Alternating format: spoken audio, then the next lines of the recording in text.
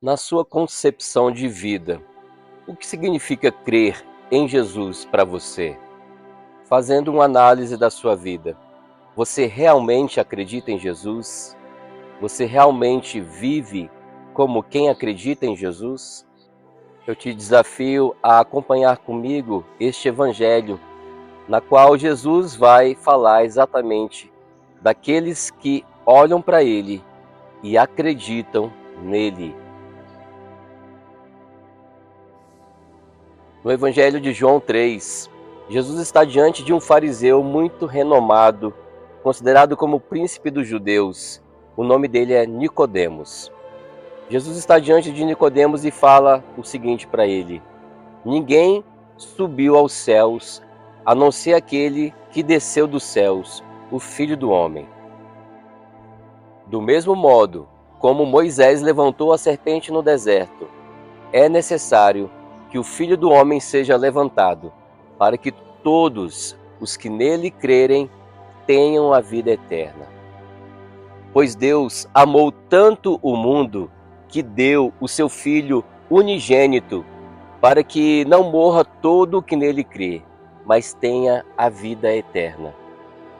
De fato, Deus não enviou o seu Filho ao mundo para condenar o mundo, mas para que o mundo seja salvo por ele. Queridos irmãos, este evangelho é lindo, ele marca a nossa vida. Jesus ele está diante de um homem muito renomado chamado Nicodemos. Este homem acredita em Jesus por causa dos seus milagres. Ele era muito estudioso da Bíblia, muito estudioso do Antigo Testamento, das leis, do Pentateuco, dos profetas. E ele via em Jesus traços muito claros do Messias. Então ele acaba se aproximando de Jesus. E Jesus fala para ele a primeira frase marcante deste evangelho, onde diz que somente sobe ao céu aquele que desceu do céu, ou seja, o Messias, o Filho de Deus. Somente o Filho de Deus poderia descer do céu e somente o Filho de Deus poderia subir ao céu. Jesus nos traz a imagem, uma imagem lá do Antigo Testamento, na época de Moisés, onde o povo de Deus que caminhava no deserto se afastou de Deus. Volta e meia eles se afastavam de Deus. Volta e meia eles murmuravam, reclamando das coisas. Então esse povo, em um determinado momento, se afastou de Deus, adorando uma imagem. Deus ficou muito triste e enviou serpentes para que eles se lembrassem de Deus. Muitos deles morreram porque eram picados por essas serpentes venenosas. Eles então resolveram se humilhar, resolveram voltar atrás, resolveram lembrar de Deus e pediram que Moisés rezasse e pedisse a Deus uma cura, que ele afastasse essas serpentes.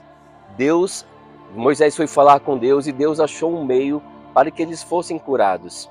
Aquele que fosse mordido pela serpente, Deus mandou Moisés construir uma serpente de bronze.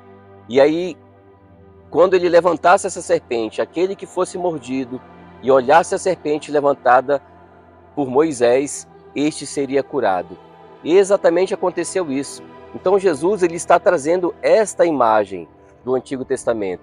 E aí ele diz: assim como Moisés levantou a serpente no deserto, é necessário que o Filho do Homem seja levantado, para que todo o que nele crer tenha a vida eterna. Olha que interessante, olha que maravilhoso que Jesus está falando. Ele já sabia que ele iria passar pela morte, uma morte de cruz, onde ele seria levantado na cruz, para que todos pudessem vê-lo, e ao vê-lo pudessem se render, se entregar, exatamente como aqueles que se entregaram a Deus lá no deserto, lá no passado, no Antigo Testamento. Agora em 2024, nós que moramos, que nascemos nessa época agora, nós que vivemos agora, não poderemos ser salvos? Jesus não está aqui na cruz. Então como que a gente vai olhar para Jesus na cruz? Através de uma imagem. Assim como a imagem foi feita lá no deserto, Deus mandou fazer, nós temos a imagem também de Jesus na cruz. E ao olhar a imagem de Jesus, por isso que nas igrejas católicas tem a imagem de Jesus na cruz. Não existe Jesus sem cruz. Não existe Jesus só a cruz sem Jesus. É Jesus na cruz. Todo aquele que olhar para o Filho do Homem levantado terá a vida eterna, disse Jesus. Então esse evangelho é muito lindo porque ele vai falar da nossa salvação. Ele vai falar que o Filho do Homem não veio para condenar o mundo, mas veio para salvar. Jesus é o Salvador. Jesus é o Filho unigênito, o único que foi gerado por Deus, o Filho de Deus, o único Filho de Deus gerado. Por isso ele é unigênito. Deus amou tanto o mundo que enviou o seu Filho unigênito. Era o único Filho dele. Ele enviou para nos salvar, não para condenar. Todo o que nele crê será salvo. Eu preciso crer. Eu preciso acreditar em Jesus. Eu preciso viver como quem acredita. Por isso eu perguntei lá no início, você vive como quem acredita em Jesus? Você realmente vive? Será que eu realmente vivo como quem acredita em Jesus? Ou eu só falo o que acredito? Ou é só da boca para fora? Eu preciso viver. Nós precisamos viver. Mais do que falar, precisamos viver. Viver a fraternidade, viver a paz, viver a bondade, fazer o bem ao próximo, fazer tudo aquilo que Jesus nos ensina nas Sagradas Escrituras.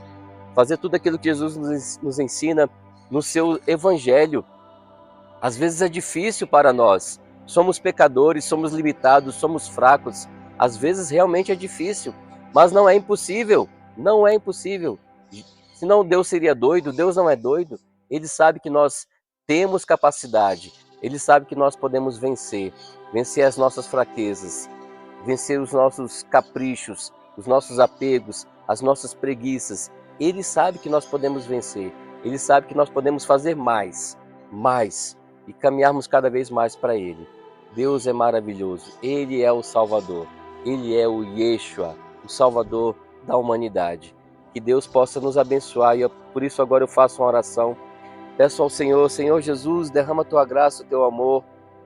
Senhor, queremos olhar para Ti na cruz e crer, acreditar que Tu veio para nos salvar, que Tu és o Filho do Homem, que Tu cura as nossas chagas, que Tu cura as nossas feridas. Por isso abençoa, Senhor, por isso restaura, por isso, Senhor Jesus, faz tudo novo em nossas vidas e nos abençoe.